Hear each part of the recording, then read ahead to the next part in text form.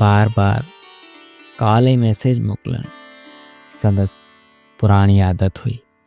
उन राति बि हुनजा बेशुमार मैसेज ऐं कॉलूं अची रहियूं हुयूं जॾहिं मां पंहिंजे दोस्तनि सां पार्टी इंजॉय करे रहियो हुअसि।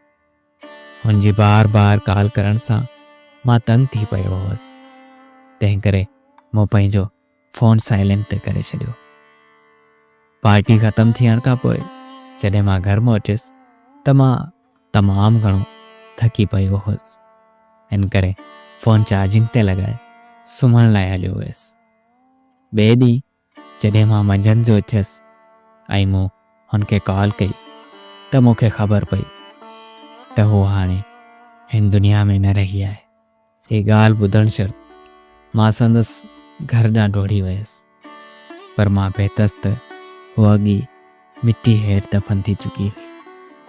अॼु हुनजी हिन दुनिया मां रुख़सत थियण खे 4 साल थी चुका आहिनि ऐं हिननि 4 सालनि खां न मां कंहिं दोस्त सां मिलियो आहियां न कंहिं पार्टी में वियो आहियां, एतिरे ताईं जो मां पंहिंजे कमरे मां ॿाहिरि बि न निकिरी सघियो आहियां।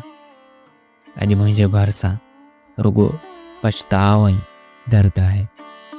अॼु बि जॾहिं मां हुनजा आख़िरी मैसेज पढ़ंदो आहियां त मां रोई पवंदो आहियां। उहे मैसेज जेके हुन ज़िंदगी जे आख़िरी पल में मोकिलिया हुआ। मां ॼाणा थी त तूं अॼु पंहिंजे दोस्तनि सां तमामु घणो मसरूफ़ आहीं, पर अॼु मूंखे तुंहिंजी सख़्तु ज़रूरत आहे।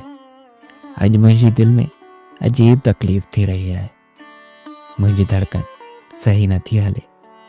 मां ॼण महसूस करे रही आहियां त शायदि अॼु मुंहिंजी ज़िंदगी जा आख़िरी पल आहिनि। मूंखे यादि आहे त तो चयो हो त ज़िंदगी जे आख़िरी साह ताईं मुंहिंजे साथ में रहंदे, त महिरबानी करे अॼु मूंखे पंहिंजो थोरो वक़्तु ॾे।